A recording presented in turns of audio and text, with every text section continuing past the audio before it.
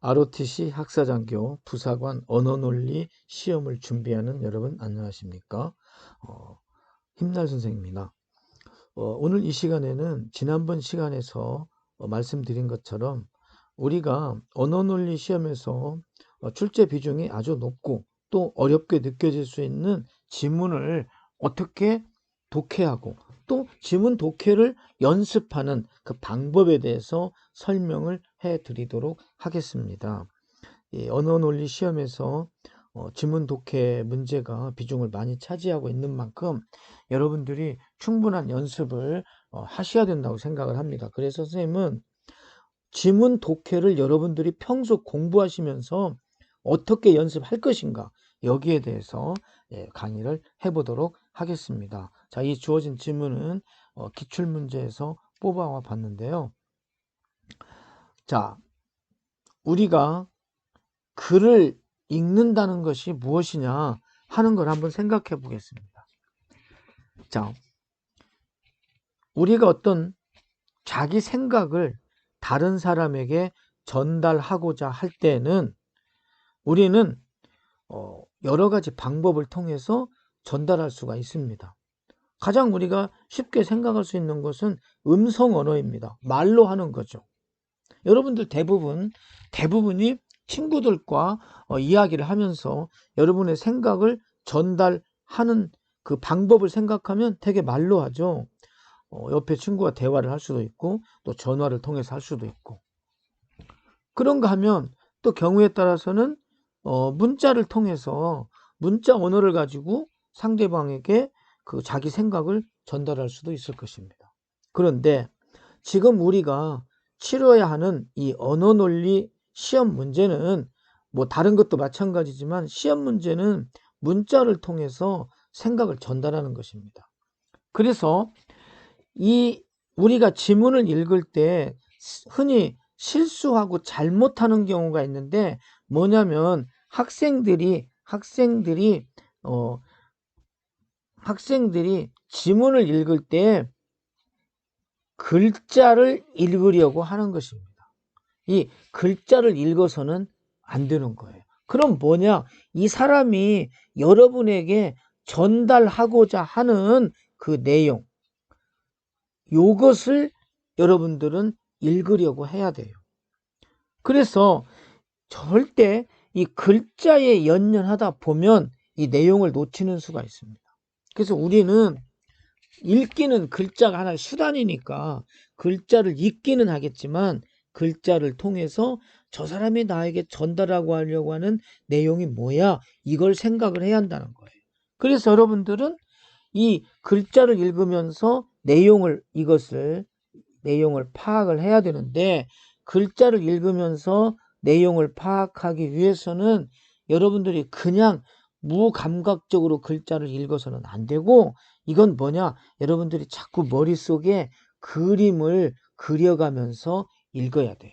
그림을 그린다는 얘기는 뭐냐면 머릿속으로 자꾸 생각을 하면서 읽어야 한다, 그런 말입니다.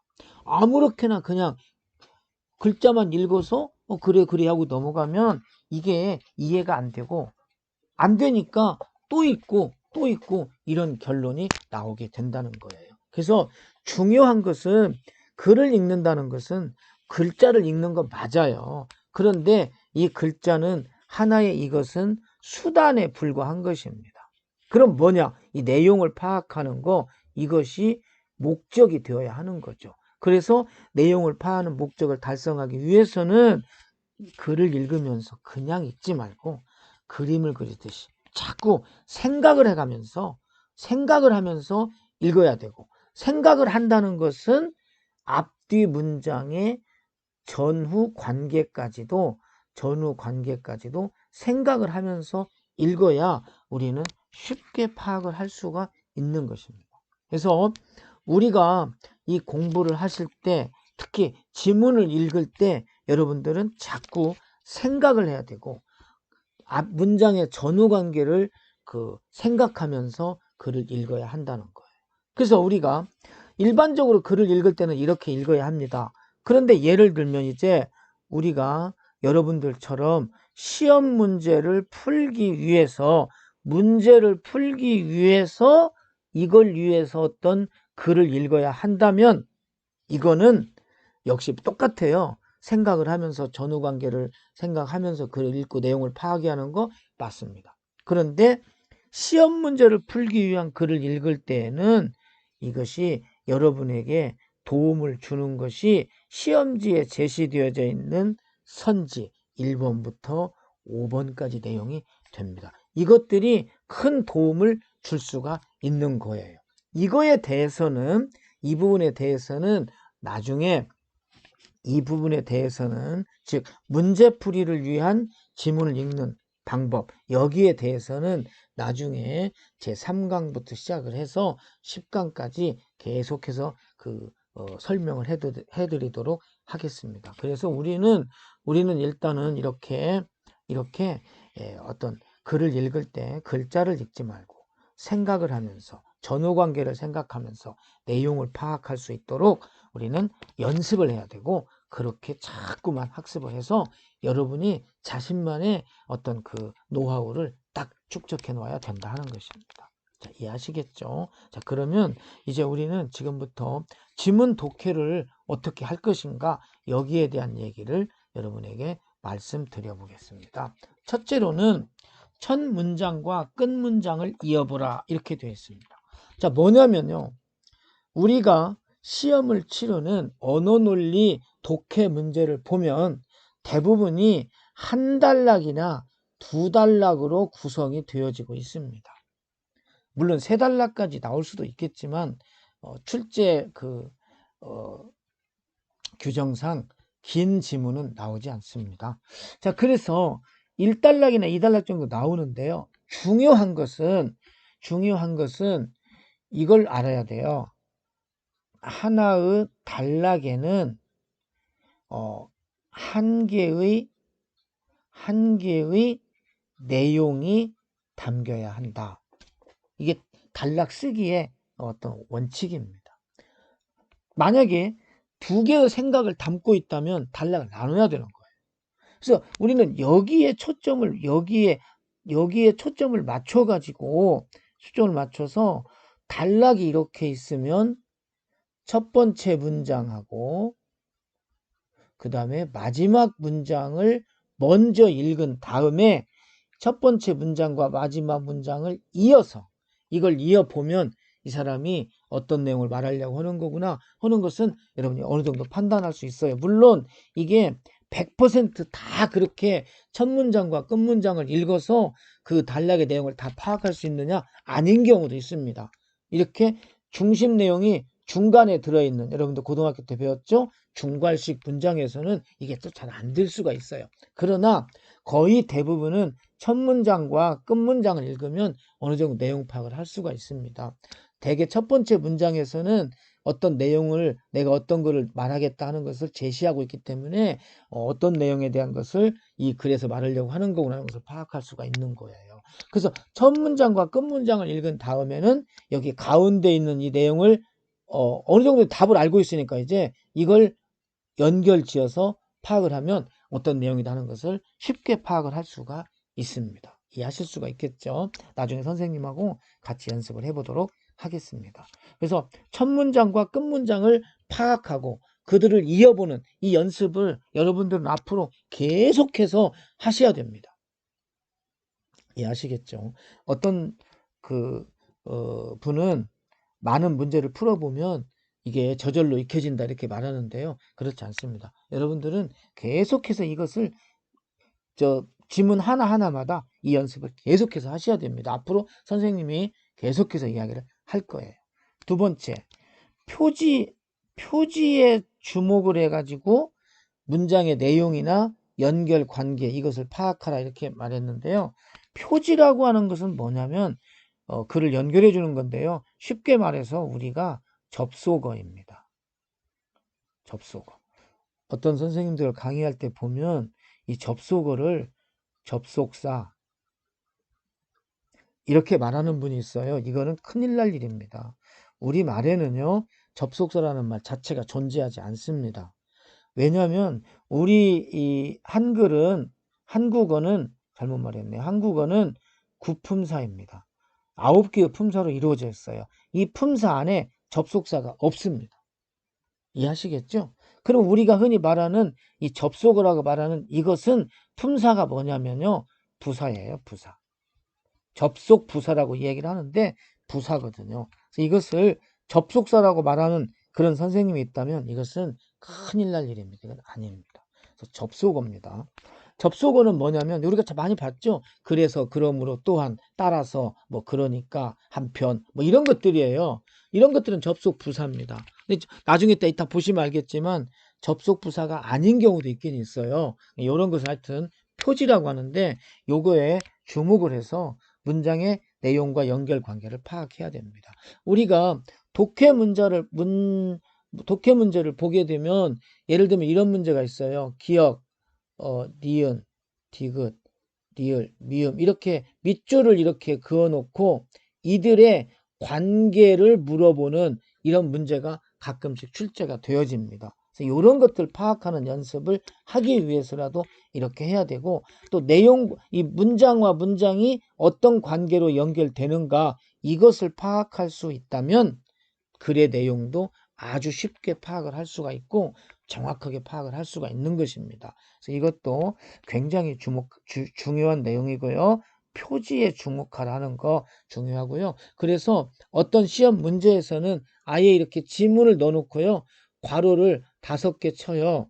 그래서 기역, 니은, 디귿, 리을, 미음에 들어갈 접속어가 뭐냐 이걸 넣어봐라. 이런 형태의 시험 문제를 내는 경우도 있습니다. 그래서 이런 것들은 이렇게 평소에 공부했다면 쉽게 답을 찾을 수가 있는 거예요. 자, 세 번째, 글의 전체적인 흐름을 파악하라 그랬어요. 이거는 2번을 하게 되면 자동으로 글의 전체적인 흐름이 파악이 돼요. 이것은 뭐 굳이 구분해 놓은 것은 그 2번에서 내용 연결관계만 파악하지 말고 부분만 보지 말고 전체도 연결해봐라는 내용입니다. 2번을 하게 되면 3번은 그냥 되게 됩니다. 그 다음에 핵심어를 파악하라. 이 핵심어 문제는요. 시험 문제에 가끔 출제되는데 시험 문제에 출제될 때는 윗글의 제목으로 적절한 것은 또는 윗글의 주제로 적절한 것은 이렇게 출제할 수가 있어요. 그래서 이 핵심어라고 하는 것은 뭐냐면 핵심어라고 하는 것은 그래서 자주 반복되는 그런 말이 핵심어라고 볼 수가 있겠습니다. 이것도 앞으로 연습을 해 볼 겁니다. 5번째로는 이제 글쓴이의 주장, 다시 말해서 중심 문장을 찾아라. 예, 이 중심 문장을 찾는 것도 2번에서 내용의 연결 관계를 잘 파악할 수 있다면 초점이 어디로 모아지는지를 금방 확인할 수 있거든요. 그러면 그것이 중심 문장이 되는 것입니다. 그리고 그 중심 문장 안에는 핵심어도 들어있을 것입니다. 또 글의 주제도 그 속에 담겨 있을 것입니다. 그래서 결국에는 여기 나와 있는 이 1번부터 이 5번까지 내용 이것이 칼로 두부 자르듯 딱딱 잘라서 이렇게 되는 것이 아니고 처음에 연습할 때는 그렇게 해야겠지만 이게 숙달이 되어지면 그냥 지문을 한번 눈이 쓱 지나가면 여러분들 머릿속에 이 1번부터 5번까지 내용이 한 번에 싹 들어올 수 있게끔 연습을 하셔야 된다는 거예요. 아시겠죠? 그래서 그 연습을 우리가 해보자는 것입니다. 또 지금부터 선생님은 그렇게 연습하는 방법을 여러분에게 자세하게 보여드리겠다는 것입니다. 자, 어휘 학습을 하게 되었는데요. 이건 무슨 말이냐면 여러분들이 여기 주어진 이 지문을 읽고 나서 잘 모르는 단어, 모르는 단어 이런 거 나오면은 사전 찾아가면서 그 의미를 정확하게 파악하는 이런 것이 필요하다 하는 것입니다. 그리고 또는 이 지문을 읽고 나면 이 지문과 관련된 고사성어나 또는 속담 같은 것이 어떻게 연결 지어 볼 수 있을까? 뭐 이런 생각들을 한 번씩 해보라는 거예요. 그래서 이런 방식으로 우리가 이것을 공부하시면 여러분들이 분명히 좋은 그런 결과를 가져올 수 있을 거라고 생각을 합니다. 이해하시겠죠? 자, 그리고 지금 설명하고 있는 이 강의 내용 자, 다시 말해서 지문이나 또는 좀 더 자세한 설명, 이런 것들에 대해서는요, 제가 제 블로그에 잘못 썼네요. 제 블로그에 올려놓도록 하겠습니다. 아시겠죠? 여러분들은 이것은 네이버 블로그,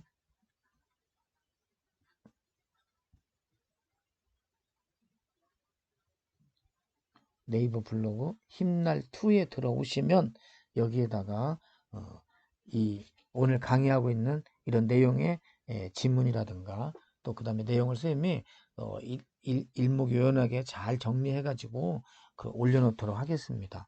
여러분들이 거기에서 다운을 받아 가지고 공부를 하시면 되겠습니다. 아시겠죠? 그리고 다음부터는 이제 이 2강 3강이 이렇게 올라가면은 여러분들이 그 유튜브를 먼저 보기 전에 그 블로그에 가셔서 그 자료를 다운 받아 가지고 같이 펼쳐놓고 공부를 하시면 좋겠습니다. 자, 그러면 이제 우리가 한번 해보도록 하겠습니다. 자, 아까 여기다가 이 지문을 이렇게 제시를 해놨죠. 선생님이 실제 시험 문제에서는 이렇게 안 나오는데 선생님이 강의를 하기 위해서 이렇게 문장 번호를 붙여놨어요. 이게 별 의미가 없는 거고 선생님이 강의를 하기 위해서 문장을 붙여놨습니다. 지금 우리한테 주어진 이 지문은 총 그 10개의 문장으로 되어져 있습니다. 자, 이 내용을 가지고 우리가 지금부터 어떻게 이런 지문을 독해 연습을 하는지 여기에 대해서 공부를 해보도록 하겠습니다. 자, 아까 선생님 이야기했죠. 첫 문장과 끝 문장을 이어보자 이렇게 말했죠. 자, 그러면 첫 번째 문장 볼게요. 자, 우머노믹스는 우먼과 이코노믹스의 합성어로 원래는 소득 수준이 높은 여성 소비자를 대상으로 한 상품과 서비스 시장을 뜻했다 이렇게 말했습니다. 자, 우리가 아까 선생님 뭐라고 말했냐면 글자를 읽지 말라고 했어요. 즉 우머노믹스 이런 거 글자 자체에 매혹되지 말라는 거예요. 우리는 뭡니까? 그냥 우머노믹스가 있는데 이게 우먼과 이코노믹스의 합성어다 이런 거 막 밑줄 치고 막 기억할 필요가 없어요. 왜? 문제가 나오면 지문에 있잖아요. 이런 거 신경 쓸 거 없습니다. 그럼 뭐예요? 우머노믹스 요거는 뭐예요? 서비스 시장이래요. 그쵸? 서비스 시장이었대요. 서비스 시장. 근데 어떤 서비스 시장입니까? 여성 소비자를 대상으로 한 상품이고 그 다음에 서비스 시장이었대요. 어떤 여성 소비자입니까? 소득 수준이 높은. 그러니까 뭐라고 할까? 돈이 많은, 돈을 많이 버는 그런 여성 소비자들을 대상으로 하는 상품. 이게 우머노믹스고 그 다음에 그런 서비스 시장이 우머노믹스였대요. 이해하시겠죠? 그런데 여기서 정말 중요한 거는 자, 우머노믹스라고 하는 거 이게 뭐냐 봤더니 여기 나왔죠? 뭐예요? 상품이었고 그 다음에 서비스 시장이었대요. 그런데 아까 앞에 선생님이 이런 이야기 했죠? 표지를 눈여겨봐라. 맞죠? 그리고 아까 표지는 뭐 접속 부사다 이렇게 말했는데 꼭 접속 부사가 아니어도 좋습니다. 여기서 중요한 표지는 원래라는 거예요. 원래. 자, 보세요. 우머노믹스는 원래는 서비스 상품이었고 서비스 시장이었다. 이 말은 뭐예요? 원래는 이거였다. 이 말은. 그렇죠. 여기서 우리가 원래는 이렇게 말했다는 것은 원래 이거야. 그러면 내가 뭔가 다른 이야기를 해야 돼. 그런 말이죠. 즉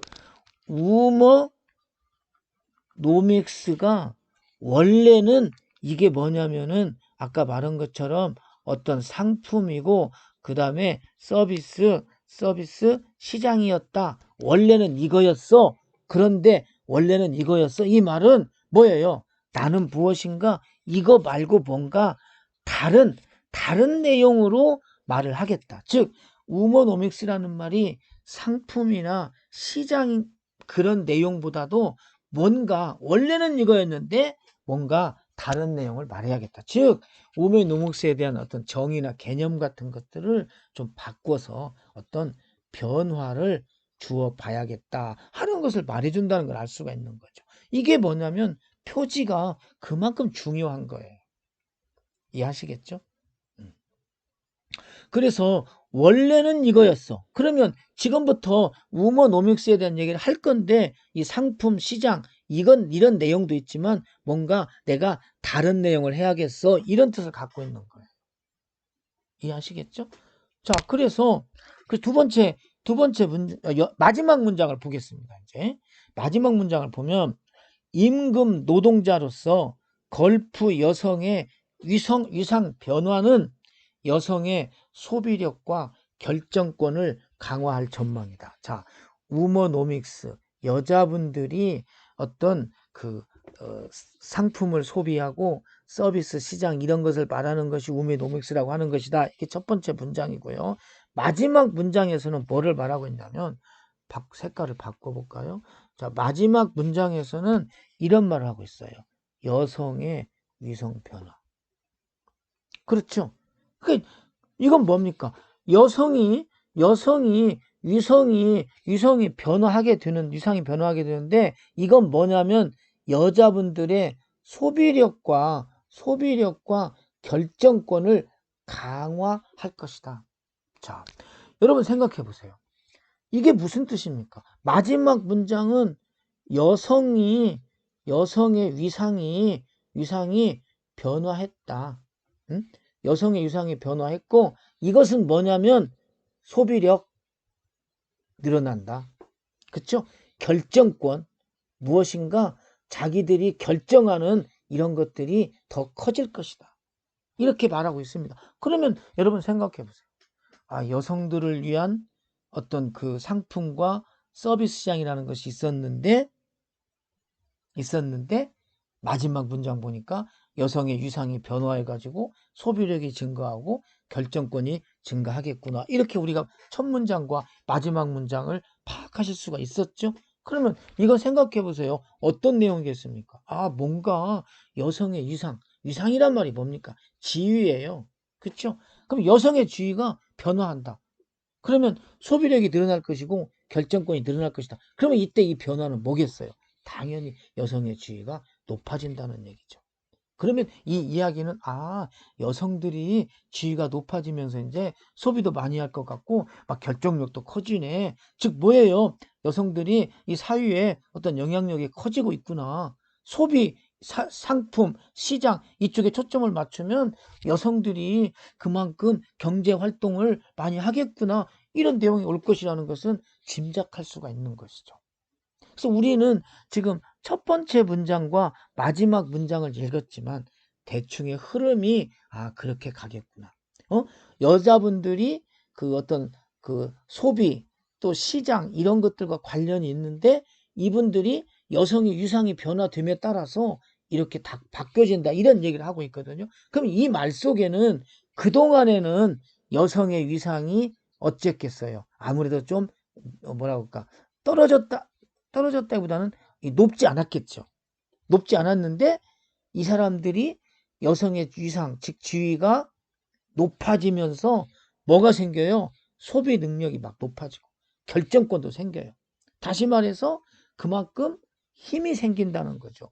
그러니까 여성들이 뭔가 지위가 확실히 달라지는구나. 그럼 여성의 지위가 달라지면서 소비력이 높아지고 결정권이 높아지면서 어떤 경제 활동에 참여하게 되고 영향을 많이 미치겠구나. 이런 내용을 우리가 판단해 볼 수가 있는 것입니다. 이해하시겠죠? 근데 이제 이렇게 강의를 하다 보면 학생들이 이런 이야기를 많이 했어요. 선생님은 잘 알고 있으니까 그렇게 금방 쉽게 할 수 있죠. 우린 잘 모르거든요. 이렇게 말할 수 있는데 당연히 처음엔 모르죠. 선생님도 이렇게 강의를 할 때 처음부터 이걸 뚝 어디서 타고 나가지고 이렇게 했겠습니까? 아니에요. 선생님도 이 지문을 어떻게 하면 학생들이 쉽게 이해할 수 있을 것인가 이 방법을 무수히 연구하면서 생각해낸 저만의 한 방법인 것입니다. 여러분도 처음에는 잘 안 되고 잘 모르겠지만 계속해서 반복해보면 틀림없이 여러분들도 잘할 수가 있을 것입니다. 선생님이 고등학교에서 수능을 강의할 때도 똑같이 이렇게 얘기를 했습니다. 전에도 말씀드렸지만 여러분이 대하는 이 언어논리 시험은 수능 시험보다 지문도 짧고 또 지문의 밀도도 그렇게 높지 않기 때문에 이런 연습하기가 아주 좋아요. 이해하시겠죠? 그래서 앞으로 선생님도 그 수능 공부를 하는 학생들을 강의할 때 이렇게 여러분들이 보는 이런 시험 문제 이런 걸 이걸 가지고 좀 약간 쉬우니까 이걸 가지고 이렇게 연습을 시켜야겠다는 생각이 들었습니다. 아무튼 첫 번째 문장과 끝 문장을 이어가지고 그 내용이 어느 것인가 하는 것을 파악할 수가 있었습니다. 자, 그러면 이제 다시 두 번째 표지에 주목을 해서 문장 내용의 연결관계를 파악해 보겠습니다. 자, 아까 했습니다. 그렇죠? 이 우머노믹스라고 하는 우머노믹스는 아까 말한 것처럼 이건 뭐예요? 원래로는 소득 수준이 높은 여성 소비자, 그렇죠? 여성 소비자예요. 여성 소비자를 중심으로 하는 상품 그리고 시장이었다는 거예요. 누구를 대상으로 합니까? 바로 여기 있는 이 여성 소비자를 대상으로 한 이런 거였다. 중요한 것은 뭐라고 쌤이 이야기했습니까? 아까 원래라고 하는 표지, 이게 굉장히 중요하다고 말씀드렸습니다. 원래는 이거였대요. 그러면 이 사람은 아까 쌤이 얘기했죠? 원래는 그거였는데 뭔가 다른 얘기를 좀 해보겠다, 이런 얘기를 하는 거예요. 자, 두 번째 문장 볼게요. 여성의 경제활동이 증가하면서, 아까 얘기했잖아요. 마지막 부분 보니까 여성들의 위상이 높아진다고 얘기했죠. 그 위상이 높아졌다는 것이 뭐예요? 바로 이 경제활동이 증가했다는 거예요. 이거는 우리가 끝 문장을 읽었기 때문에 그거와 연결 지어보면은 여성들의 경제활동이 증가했다는 이 말은 위상이 높아졌다는 얘기구나, 이렇게 판단할 수가 있겠죠. 자, 여성의 경제 활동이 증가하면서 이제 그 의미는 생산의 주체, 소비의 주체, 그 다음에 구매 결정권자로서 여성 역할을 포괄하게 되었다. 그러니까 잘 보세요. 첫 번째 문장에서는 여성이 뭐 했어요? 단순한 소비자였어요. 소득 수준이 높은, 돈이 많은 소비자였어요. 그런데 두 번째 문장에서는 여성이 어떻게 됐냐면 생산의 주체가 되었어. 이제 소비가 아닙니다. 소비만 하는 게 아니고 생산을 하는 주체가 되었고, 두 번째 소비의 주체가 되었습니다. 아시겠죠? 그 다음에 구매 결정권자로서 역할도 하는 것입니다. 자, 그렇게 놓고 보면 여러분 한번 생각해 보세요. 아까 앞에서는 무엇이라고 이야기를 했냐면 여성 소비자라고만 이야기를 했어요. 소비의 주체였어요. 그런데 이게 뭘로 바뀌었냐면 생산의 주체가 되었고 구매 결정권자가 된 겁니다. 어떻게 해서? 그래요. 경제활동이 증가하면서. 경제활동이 증가했다는 것은 뭐겠어요? 위상이 높아지면서. 이해하시겠죠? 그러면 이제 두 번째 문장에서 우리는 어떤 걸 생각해 볼 수가 있냐면 우머노믹스라고 하는 것은 이제 소비만 얘기하는 것이 아니구나. 원래는 소비만 얘기했는데 이제는 생산의 주체라든가 그 다음에 결정권, 이런 것들까지도 포함하는구나 할 수가 있는 거죠. 이것을 알려주는 것은 뭐냐면 여기 있는 이 표지, 원래라는 이 표지였던 거예요. 원래 이거였는데 이제 이것까지도 포괄했다, 이렇게 우리는 알 수가 있는 것이죠. 그리고 두 번째 문장을 읽으면서 여러분들이 위상이 증가했다, 경제활동이 증가했다를 보고 위상이 증가했다라고 판단하고, 그 다음에 결정권이나 소비 수준이 높아진다, 이런 것들을 알 수 있는 것은 첫 번째 단계에서 했던 것처럼 마지막 문장을 읽었기 때문에 이런 것이 쉽게 이해가 되는 거죠. 이해하시겠죠? 자, 그 다음에 세 번째 문장을 볼게요. 이와 관련하여, 선생님이 표지에다가 분홍색으로 이렇게 칠할게요. 이와 관련하여가 뭐겠습니까? 바로 이와 관련, 뭐과 관련해서 요 앞에 있는 겁니다. 1번과 2번을 말하는 거예요. 이것과 관련해서. 더 정확하게 말하면 이제 2번 쪽이죠. 뭐예요? 여성의 경제 활동이 증가함으로 해서 여기 말했죠? 생산, 그 다음에 소비, 결정권 이런 것이 높아진다는 얘기예요. 이것과 관련 지어서 여성의 뭐가? 위상 변화가, 여성의 위상 변화가 생길 것이다 이런 말이에요. 그러니까 결국에는 그 얘기죠. 여자들이 옛날에는 단순한 소비자였어요.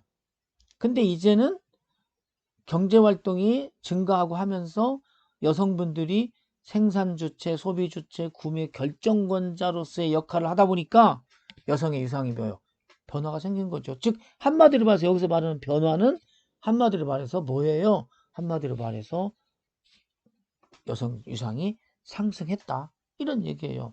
그러면 이제 대부분의 이 이야기는 그런 여기까지만 읽어도 옛날에는 여자들이 그냥 단순한 소비자에 불과했어. 근데 이 여자분들이 경제활동이 증가했다는 것은 자꾸 경제활동에 참여했다는 거예요. 참여하게 되면서 생산 주체가 되고 소비 주체가 되고 구매 결정권자가 되었다는 거죠. 생산의 주체가 됐다는 말은 뭐예요? 생산 현장에 뛰어들었다는 거예요. 소비도 했고 그 다음에 어떤 것을 구매할 때 자기가 결정을 내린다는 거죠. 이렇게 함으로 해서 그만큼 여성들의 위상이 높아졌다. 알 수 있는 거죠. 이미 우리는 마지막 문장을 읽었기 때문에 여성의 위상이 변화가 생겼다, 높아졌다는 걸 알 수 있었죠. 그러면 어떻게 해서 여성의 위상이 높아졌느냐? 바로 이거예요. 바로 여기 말하고 있는 이 경제 활동이 증가함으로써 아시겠죠? 여성의 경제 활동이 증가함으로 해서 여성의 이것이 생산 주체, 소비 주체, 구매 결정권자가 되고 그래서 결론적으로 뭐예요? 위상 변화가 생겼다 이런 얘기예요. 그러니까 이 말은 여성의 경제 활동이 증가해 가지고 여성의 경제 활동이 증가해서 결론적으로 뭐예요? 여성 위상 변화가 생겼다. 이해하시겠죠? 그러면 그 경제 활동이 증가하고 또 여성의 위상이 변화했다는 그 내용이 뭐냐 보니까 이거예요. 생산의 주체가 되었고 소비의 주체가 되었고 구매 결정권자가 되었다는 것입니다. 이해하시겠죠? 연결 지으니까 의미를 파악할 수 있는 거예요. 여러분들이 지금 글자만 본 것이 아니고 머릿속으로 생각을 해보세요. 여자분들이 그림만 소비만 하고 있었던 그런 여자분들이 막 경제활동을 하게 되는 겁니다. 아시겠죠? 옛날에는 예를 들면 여러분들이 여자분들이 집에 있으면서 이렇게 물건이나 사러 다니고 하던 그런 여자분들 생각하고 여자분들이 막 경제활동에 참여하는 거예요. 그런 걸 여러분이 머릿속으로 생각해 보는 거죠. 경제활동에 참여하니까 당연히 생산 현장에 뛰어들죠. 그러면 생산의 주체가 되는 것이고 돈을 많이 더 벌을 테니까 소비를 더 하게 될 것이고 또 그만큼 이제 지위가 높아지니까 어떤 결정력도 갖게 되는 것입니다. 그래서 이렇게 여성의 위상 변화가 생겼다. 이런 것들을 우리가 파악할 수 있는 거예요. 이해하시겠죠? 자, 그 다음에 네 번째 문장 보겠습니다. 2000년대 들어 이런 거 너무 현혹되면 안 돼요. 그냥 보세요. 걸프 지역은 유가 상승과 산업 다변화 등을 통해서 이슬람 경제 강국으로 급성장했다. 자, 이 네 번째 문장에서 가장 중요한 핵심 어가 뭡니까? 걸프 지역입니까? 아니면 유가 상승과 산업 다변화입니까? 아니면 이슬람 경제 강국입니까? 뭐예요? 그렇죠. 여기서 가장 중요한 핵심어는 뭐냐? 여기서 말하고 있는 이슬람의 경제 강국이 되었다는 거예요. 그렇죠. 이 이슬람이 경제 강국이 되었어요. 걸프 지역이. 그러면 어떻게 해서 경제 강국이 되었냐면 두 가지 원인이 있습니다. 첫 번째 원인, 두 번째 원인. 그렇죠. 이 이슬람 걸프 지역이 경제 강국이 된 근본이 뭐냐면 두 가지예요. 유가가 상승하고 산업이 다변화되었어요. 이해하시겠죠? 그럼 여러분 생각해 보세요. 왜 갑자기 4번이 왜 나올까요? 이 4번이 나오는 이유가 뭐예요? 지금 이 사람이 1, 2, 3번 문장을 읽어보고 아까 마지막 10번 문장을 읽어봤을 때 여러분 머릿속에 딱 담겨져 있는 것이 뭡니까? 여기 있잖아요. 여성의 위상 변화. 여성의 위상의 지위가 그만큼 높아졌어요. 이 이야기를 하는데 이슬람이 2000년대 오면서 경제 강국이 됐다. 그전에는 경제 강국이 아니었다는 거죠. 그런데 2000년 되면서 경제 강국이 됐어요. 무엇을 발판으로? 두 가지, 유가 상승과 산업 다변화를 발판으로 경제 강국이 되었어요. 그러면 여기서 말하고 있는 이 경제 강국 이야기는 왜 필요할까요? 이것과 관련이 있는 거죠. 여성의 위상 변화가 생기게 되는 어떤 근본을 제시해야 되는데 그렇게 말하기 위해서 일단 이슬람이 경제 강국이 됐어요. 그 얘기를 하고 있는 거예요. 그렇죠? 자, 그 다음에 그 과정에서 그랬습니다. 자, 그 과정에서 이것도 중요한 표지예요. 그 과정에서가 뭐예요? 그 과정은 어떤 과정입니까? 맞아요. 그렇죠. 여기는 이 이슬람이 경제 강국이 되어가는 이 과정입니다. 응? 이슬람이 경제 강국이 되어가는 과정에서 뭐겠어요? 국가의 미래 전략의 일환으로 한 가지 방법으로 여성 인적 자원 활용에 박차를 가하고 있대요. 여성 인적 자원을 활용하겠다는 거예요. 아까 이야기했죠. 저기 두 번째 문장인가요? 경제 활동에 증가했다 이런 얘기하고 있죠. 그동안에는 아까 여러분들이 보시게 되면 첫 번째 문장에서 뭐냐면 여성은 소비자에 불과했어요. 그랬죠? 그런데 이게 두 번째 문장 이런 데서 뭐라고 나왔냐면은 이제는 경제활동이 증가하면서 생산의 주체가 되었다고 얘기를 하고 있잖아요. 그러니까 여성 인적 자원에 활용을 했다는 것은 이 이슬람이 경제 강국으로 성장하는데 여성이 그만큼 이런 역할을 했다는 거예요. 즉 경제 강국이 되었다는 것은 뭐겠어요? 이게 이렇게 되었다는 것은 경제가 그만큼 성장했다는 거죠. 경제가 성장하는데 누가 참여했어요? 여성이 참여했다는 것입니다. 이해하시겠죠? 그러니까 이제는 뭐예요? 아까 앞에서 말했던 내용을 계속 이어가고 있는 거죠. 아, 여자분들이 여러분 머릿속에 생각해 보세요. 여자분들이 집에만 있는 그림, 물건이나 사는 그런 그림, 여기에서 여자분들이 일터에서 열심히 일하고 있는 그림, 그러면서 발언권이 세지는 이런 걸 그림으로 생각하면서 아, 여자분들이 점점 여성 인력이 이제 그 경제활동에 자꾸 참여를 하게 되는구나. 이거 그림으로 그려보면 알 수 있겠죠. 그래서 아, 이 사람들이 이렇게 여성들이 이제 인적 자원을 활용하는구나. 왜? 이슬람이 경제 강국이 되면서 그만큼 경제 규모가 커지니까 이제는 여성들이 참여하지 않을 수가 없게 되었다는 것이죠. 아시겠습니까? 그래서 이것은 뭐냐면 이제 국가의 미래 전략이 된다. 이렇게 볼 수가 있는 거죠. 그 다음에 여섯 번째 문장 보겠습니다. 지금까지 이렇게 했죠. 이것도 표지입니다. 무슨 표지입니까? 여러분 생각해 보세요. 지금까지는 이랬다. 그럼 이 이후에는 뭔가 다른 얘기가 나와야죠. 아시겠죠? 지금까지 걸프 국가들은 자국민 여성의 경제 참여나 노동시장의 양성 평등 문제에는 무관심했대요. 그러니까 지금까지 뭐예요? 자국민 여성이 경제 참여를 했습니까? 안 했습니까? 별 관심이 없었어요. 무슨 말인가 알겠죠? 왜? 지금까지는 이슬람이 경제 강국이 아니었어요. 그러니까 여성들이 참여할 이유가 없어요. 그런데 2000년이 되어가면서 경제 강국이 되니까 여성 인적 자원이 필요한 거예요. 아시겠죠? 그래서 지금까지는 여성분들이 이 경제 참여나 노동시장 뭐 이런 거 양성평등 이런 거에는 관심이 없었어요. 왜? 이슬람이 경제 강국이 아니었어요. 여성이 참여하지 않았어도 이 국가를 운영하고 하는데 뭐 어려움이 없었다 이거죠. 근데 이게 이제 갑자기 경제 강국으로 이렇게 성장을 하니까 여성들이 참여할 수밖에 없다는 거죠. 아시겠죠? 그럼 이 말은 지금까지는 이런 거에 무관했다는 것은 앞으로는 이런 거에 관심이 있었다는 이야기예요. 아시겠죠? 아시겠죠?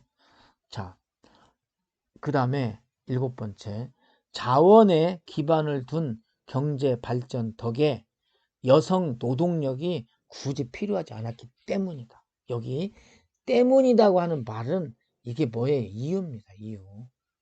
이런 이유 때문에 이런 거에 대해서 무관했어요. 즉 7번째 문장은 여섯 번째 문장의 이유예요. 왜? 지금까지는 자원만 가지고 살았어요. 응? 갖고 있는 보유 자원만, 석유 같은 거겠죠. 이 자원만 가지고 있었기 때문에 여자들이 막 노력하고 하지 않아도 됐어요. 즉 그만큼 경제 그 활성화가 되어 있지 않고, 그러니까 굳이 여자들은 필요가 없었다 이런 얘기. 여기서 두 개 합쳐서 무슨 뜻이에요? 지금까지는 경제가 그렇게 크게 발전하지 않았기 때문에, 또 발전했다 하더라도 겨우 자원 가지고 했기 때문에 굳이 여성 노동력은 필요하지 않았던 얘기예요. 아시겠죠? 필요 안 했는데 2000년대 와서 뭐예요? 이게 급성장하니까 여성 인적 자원이 필요했다 이런 얘기입니다. 이해하시겠죠? 자, 그 다음에 8번째, 걸프 정부는 자국민 여성 대신 외국인 노동자를 고용했어요. 여기 이건 지금 6, 7과 연관되는 거예요. 지금까지는 이렇게 여성의 경제 참여 이런 것이 필요 없어요. 그러면 이 자리에 누가 들어왔습니까? 외국인 노동자가 들어왔던 거예요. 이해하시겠죠? 여성들이 경제 생산 활동에 참여하지 않아도 됐기 때문에 여성들은 참여하지 않았고, 누가 그 자리를 메꿨어요? 외국인 노동자들이 그 자리를 메꿨습니다. 그리고 그냥 여성분들이 어떻게 해서 여성분들은 이슬람 종교 이데올로기에 부합하는 그런 여성의 역할을 하십시오 이런 얘기예요. 즉 여러분들은 뭐예요? 생산 활동에 참여하지 말고 그냥 여러분이 해야 될 역할을 하세요. 어떻게 보면 여성들 입장에서는 좀 무시당했다고 볼 수가 있는 거죠. 그 여성분들이 해야 되는 자리를 누가 차지하고 있었어요? 외국인 노동자들. 왜? 그때만 해도 경제 대국이 아니었어요. 즉 여성들이 막 여성 인적 자원을 활용할 만큼 그런 경제 대국이 아니었어요. 그래서 그냥 외국인 노동자를 데려다가 일 시키고, 여성분들은 그냥 여성분들이 그 이슬람 어떤 그 문화나 종교 여기에 맞는 그런 역할만 하십시오 이렇게 했다는 거죠. 지금 우리는 아까 맨 첫 번째 10번째 문장을 읽었죠. 여러분 머릿속에 뭐가 담겨 있어요? 여성의 유상 변화. 그쵸? 여성의 유상 변화, 여성의 지위가 변화. 아, 옛날에는 2000년대 이전에는 여성들은 생산 현장에 참여하지도 못했고 그냥 그 종교적인 이데올로기에 맞는 그런 역할만 하라 이렇게 여성들을 어떻게 보면 좀 무시하고 이랬는데, 지금은 어떻게 됐습니까? 이슬람이 경제 대국이 되면서 뭐예요? 예, 유상 변화가 생겼다는 거죠. 이해하시겠죠? 자, 근데 이제 그 다음에 9번째 문장 보시면 그러나 이렇게 나왔어요. 이 그러나 이거는 결정적인 표지입니다. 결정적 표지예요. 즉 무슨 얘기냐면 이 그러나라는 것은 이 그러나라고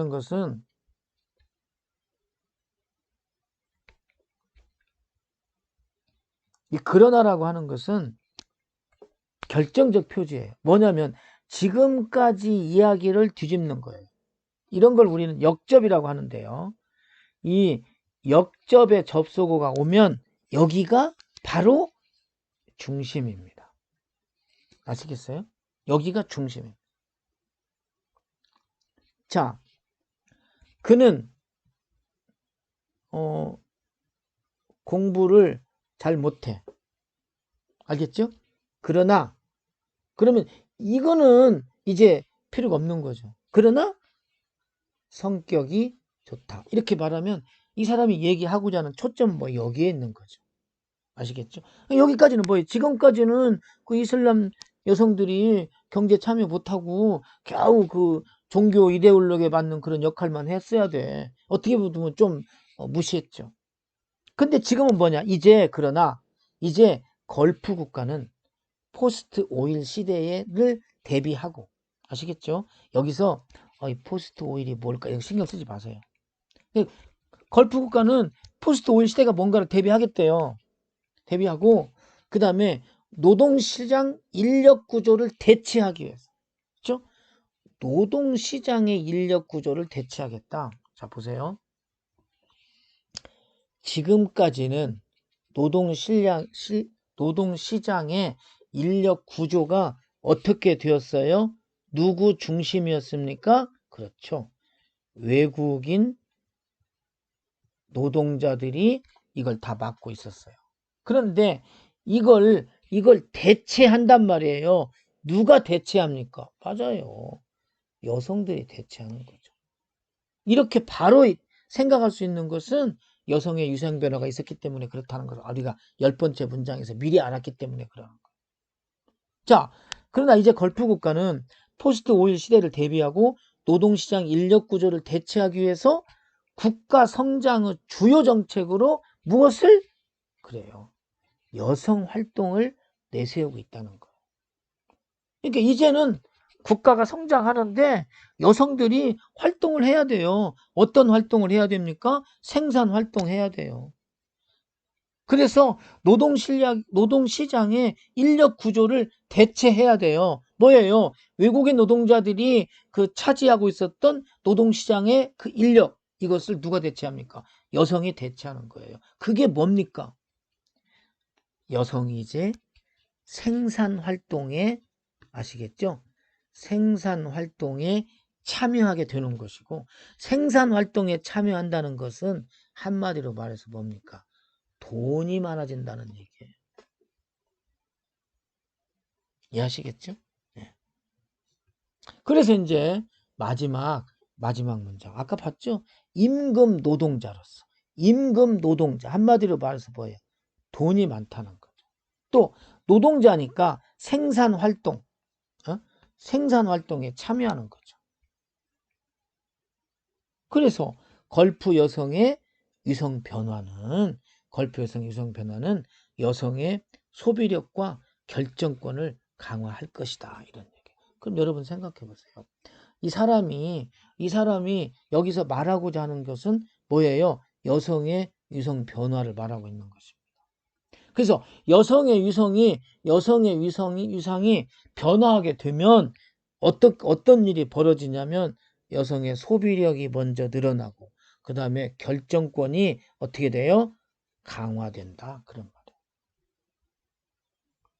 자, 이렇게 우리는 이 글의 내용이 어떤 내용인지를 판단했습니다. 여러분들이 생각을 해보시면 어려운 내용이 아니에요. 지극히 간단한 것입니다. 여러분들이 지금까지 읽은 내용을 한번 생각을 해보세요. 자, 맨 처음에 여성은 어땠냐면 소비자, 단순한 소비자. 그리고 또 하나 그 종교에 맞는 어떤 그 여성의 역할, 이것만 하고 있었죠. 그리고 지금은 이제 뭐예요? 여성이 어떤 일을 하고 있냐면 생산 활동에 참여를 하게 되는 거죠. 그래서 결국에 뭐가 돼요? 임금 노동자. 한마디로 말해서 돈이 많다. 이런 얘기예요. 그래서 이 돈이 많아지다 보니까 이제 어떤 일이 벌어져요? 예. 소비력. 그리고 결정권. 이런 것들이 높아진다. 그러면 이 생산 활동에 참여함으로 해서 어떤 일이 벌어집니까? 외국인들이 차지하고 있었던 외국인 노동자들이 차지하고 있었던 자리에 여성분들이 들어가니까 당연히 외국인 노동자들은 줄어들겠죠. 이런 내용을 말하고 있는 것입니다. 그렇죠? 이렇게 전체적인 흐름을 판단할 수가 있는 것입니다. 자, 그러면 글의 전체적인 흐름을 파악하라. 여기 선생님이 써놨네요. 이 내용이 바로 여기서 말하고 있는 글의 전체적인 흐름이에요. 이해하시겠죠? 처음에는 여성들이 그렇게 큰 비중을 차지하지 못했어요. 근데 이게 뭐냐면은 경제 강국이 되다 보니까 여성들의 생산활동 참여를 많이 하고, 그래서 외국인 노동자 자리를 여성들이 대체하게 되고, 그로 인해서 여성들이 돈을 많이 벌게 되고, 돈이 많이 많아지니까 소비력이나 결정권이 높아지고, 한마디로 말해서 뭐냐, 여성의 위상이 강화된다, 이런 말을 하고 있는 거거든요. 그러면 여러분 생각해 보세요. 우리가 아까 말했던 1번 문장과 10번 문장을 연결했을 때 여러분 머릿속에 담았던 내용이 뭡니까? 그렇죠. 바로 여성의 뭐예요? 위상이 변화했다. 이게 핵심어가 되는 거고, 이게 바로 이 글의 주제가 되는 거죠. 그러면 글쓴이의 주장, 중심 문장이 뭐냐? 중심 문장이 뭐겠습니까? 10번 문장이죠. 응? 10번 문장. 이것이 바로 중심 문장입니다. 중심 문장은 10번 문장이 되고, 10번 문장에서 한마디로 말하는 것이 뭐예요? 여성의 위상이 변화하게 된다. 계속해서 말하지만 여성의 위상이 변화하게 되었다. 그로 인해서 소비나 그 다음에 이 결정권, 이런 것이 높아졌다. 아시겠죠? 이게 중심 내용이에요. 이렇게 우리가 지문을 파악해야 하는데요. 여러분 보세요. 여기 핵심어라든가 여기 글쓴이의 중심 문장, 이런 것들이 다 어디에서 나왔습니까? 10번 문장입니다. 그리고 우리가 아까 앞에서 말했던 것처럼 첫 문장과 끝 문장을 연결지어 보니까 여성들이 여성 위상의 변화가 있구나 하는 것에 대해서 이 글은 말할 것 같다. 그렇게 생각하고 읽어보니까 여성들이 나라가 부자가 되면서 이제는 여성들의 인적 자원을 활용하게 되고, 외국인 노동자들이 차지했던 그 인력 시장을 여성들이 대체하게 되고, 그래서 돈을 많이 벌게 되고, 그러니까 돈이 많아지니까 소비도 늘어나고, 그 다음에 결정권도 높아졌다. 그래서 뭐예요? 위상이 변화했다. 할 수 있겠죠. 이렇게 우리가 공부를 하셔야 된다, 그런 얘기입니다. 그래서 여러분들은 선생님은 여기다가 좀 이렇게 설명하다 보니까 이렇게 늘어났지만, 여러분들은 읽어가시면서 필요한 부분 이렇게 표지에 이렇게 주의하고, 또 중심 내용이 어떤 것인가 이런 것들만 딱딱 표시하면서 공부를 하시고요. 실제 문제를 풀 때에는 이렇게까지 할 필요가 없는 겁니다. 아시겠죠? 여러분들의 머릿속에서 그림으로 쫙 그려지게 되면 이런 것은 이해를 할 수 있는 겁니다. 그러니까 그런 연습을 계속 하십시오. 여성들이 막 종교적인 역할, 머리에 막 이거 쓰고 막 이슬람 여성들이 하고 있는 거, 히잡을 입고 다닌다든가 막 이런 거, 소비하는 이런 것만 하다가 그 다음에 생산활동에 막 참여하고 뭐 이런 거, 돈을 막 벌어가지고 큰 소리치고 이제 결정권을 높이는 이런 것들을 생각하면서 글의 내용을 이해하시면 되겠습니다. 아시겠죠? 자, 그러면 간단하게 여기 있는 문제를 한번 이제 볼게요. 자, 여러분 보세요. 여성의 위상 변화는 우모노믹스의 시장 확장에 기여했겠군. 당연하죠. 왜? 아까 말했잖아요. 여성들이 거기에 원래는 그 단순한 소비 상품, 뭐 소비자 이런 것만 됐는데 이제 거기에 노동, 뭐 생산 이런 것까지 다 포함시킨다고 했기 때문에 여성의 위상 변화는 당연히 시장 확장에 기여하겠죠. 그 다음에 걸프 정부는 양성 평등을 위해서 여성의 경제 참여를 독려하겠고, 맞습니까? 자, 이 출제하신 분 누군지 몰라도 선택지를 기가 막히게 만들었습니다. 왜냐? 여러분 보세요. 여기 있는 이 양성 평등이라고 하는 요 문제가 여기 이렇게 등장을 하거든요. 여기에 있는 말을 갖다 이용을 했는데 이거는 뭐예요? 노동시장의 양성평등 문제에는 관심이 없었다고 했고요. 그런데 여기 언제 걸프 정부가 양성평등을 위해서 여성의 경제 참여를 독려했겠습니까? 그 얘기가 아니에요. 이건 뭐냐면 이제는 뭐냐면은 국가가 부자가 되니까 경제 강국이 되다 보니까 이제는 어쩔 수 없이 여성 인적 자원을 활용할 필요가 있었었지. 언제 옛날에 여성을 무시했으니까 평등 때문에 여성들 나와야 돼. 그 얘기가 아니잖아요. 근데 출제자는 여기 있는 내용을 이렇게 갖다 놔가지고 우리를 헷갈리게 만드는 것입니다. 틀렸죠, 이거는. 아시겠죠? 여성이 경제 참여를 하게 된 이유, 이건 맞아요. 이건 왜 그래요? 이것은 국가 경제력이 상승했기 때문에 인력 시장을 어떻게 합니까? 그 대체해야 되는 그런 상황이 벌어져서 일어난 것입니다. 이런 거 조심해야 되죠. 자, 걸프 국가의 경제 성장에 반해서 경제 성장이 높아지면 외국인 인력은 점차 감소되겠다. 왜 그렇죠? 왜 그래요? 이 자리에 누가 들어와? 그렇죠. 아까 내나 이야기했죠. 외국인들이 대부분 하고 있었는데 여성이 위상이 변화되고 여성 경제 참여가 많아짐으로 해서 어떤 일이 벌어져요? 여성들이 그 자리에 많이 들어오기 때문에 어떻게 해야 됩니까? 당연히 이제 외국인 그 노동시장은 외국인들은 빠져나갈 수밖에 없죠. 여기 나오죠. 노동시장 인력 구조를 대체할 수밖에 없다. 요걸 가지고 이렇게 만드는 거예요. 그 다음 걸프 지역의 노동시장 구조 변화 아시겠죠? 이게 뭐예요? 이 구조 변화는 외국인 노동자들이 여성으로 대체가 되는 거예요.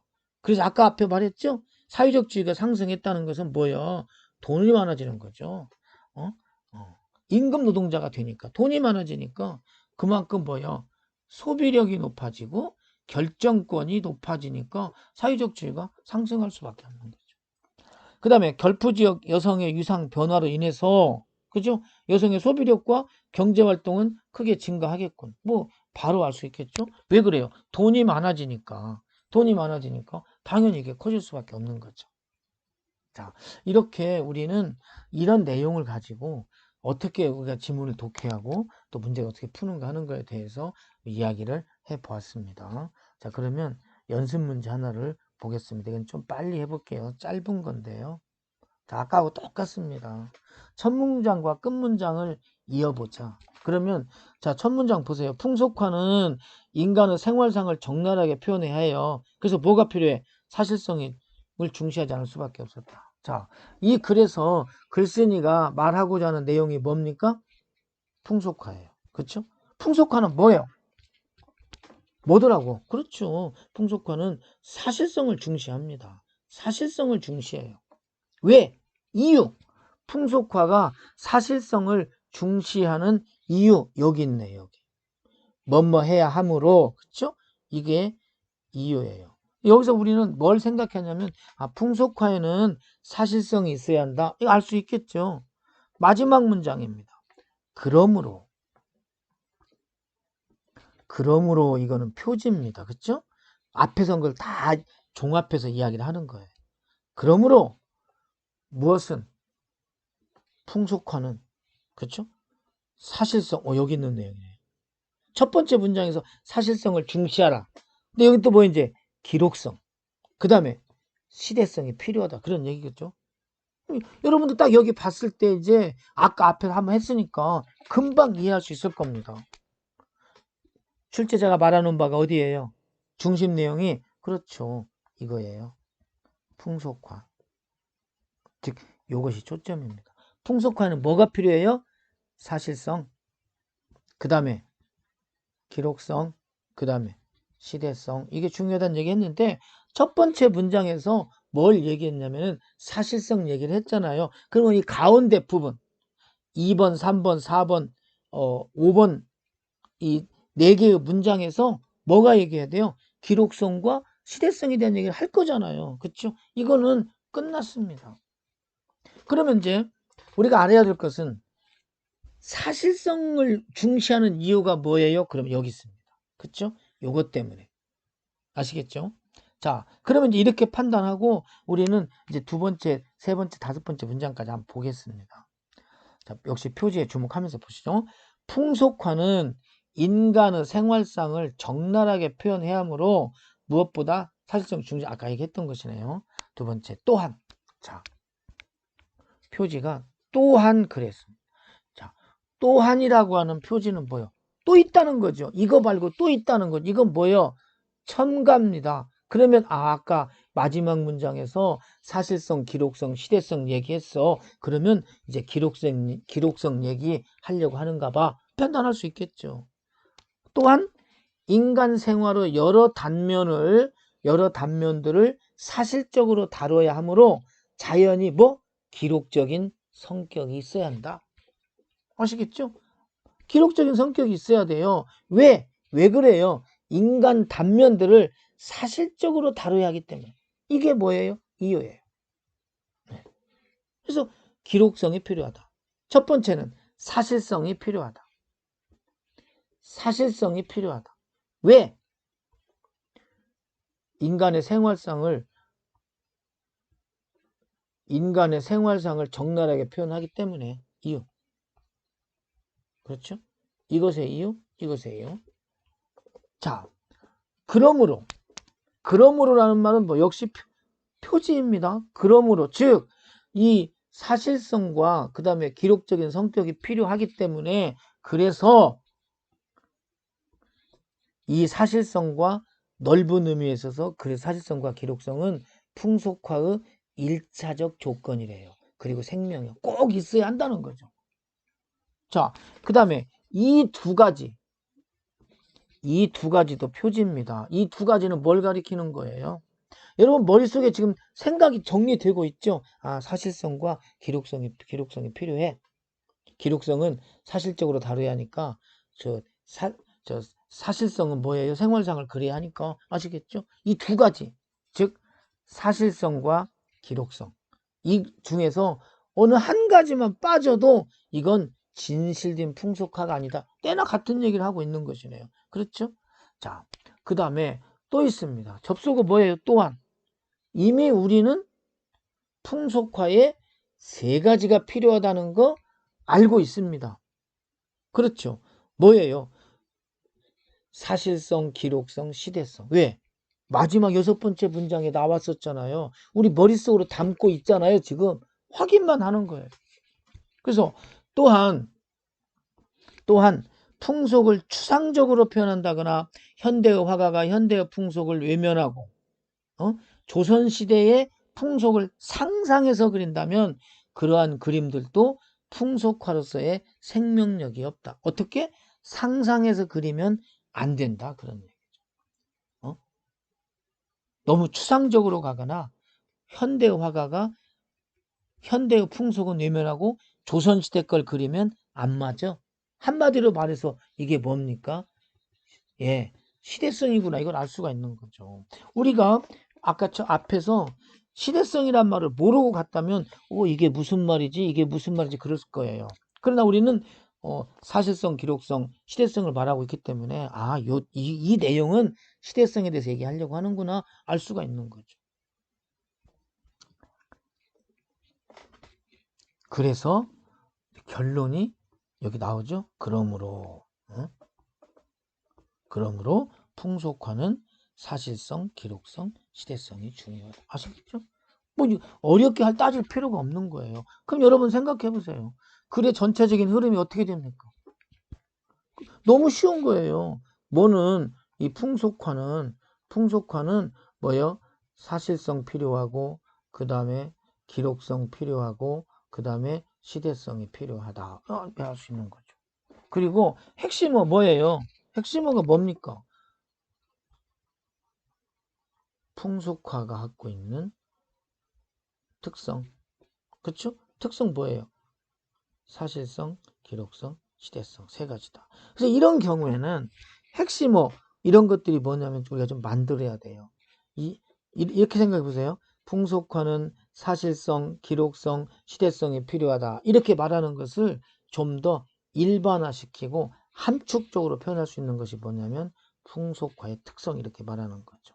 근데 다행인 것은 우리한테 주어지는 문제는 객관식입니다. 다시 말해서 만약에 이 지문에 대해서 문제가 윗글의 제목은, 윗글의 주제는 이렇게 물어봤다면은 이 풍속화의 특성이 나올 것입니다. 그 답을 찾으면 되는 거예요. 아시겠죠? 중심 문장은 뭡니까? 그렇죠. 6번째 문장이죠. 풍속화에는 뭐? 사실성, 기록성, 잘못했네요. 기록성, 그 다음에 시대성이 필요하다. 아시겠죠? 이렇게 우리가 이 지문을 파악할 수 있는 것입니다. 그래서 여러분들이 계속해서 이런 식으로 연습을 하시면 되겠습니다. 선생님 오늘 2가지 지문을 놓고 이야기를 했는데요. 앞으로 다음부터 계속해서 지문을 2-3개씩 공부할 거예요. 그때마다 이런 방식으로 독해를 하고 그 다음에 또 그 문제는 어떻게 풀어야 하고 이런 것들을 설명하도록 할 테니까 여러분들 또 계속 이런 방식으로 연습을 하도록 하시면 되겠습니다. 자,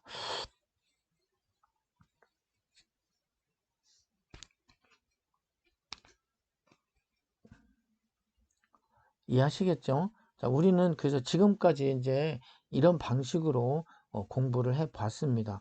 여러분들이 볼 때 여기 지금까지 설명했던 내용들을 쭉 한번 생각하면서 지문을 다시 그 자료를 다운 받아 가지고 여러분들이 한번 학습을 해 보십시오. 그러면 여러분들이 충분히 이해를 할 수 있을 것이라고 생각을 합니다. 자, 수고하셨습니다. 오늘 강의는 여기서 마치도록 하겠습니다. 다음 시간에는 글의 내용을 파악하는 문제에 대해서 어떻게 지문 공부를 해야 되고 또 문제는 어떻게 풀어야 하고 이런 거에 대해서 강의를 해보도록 하겠습니다.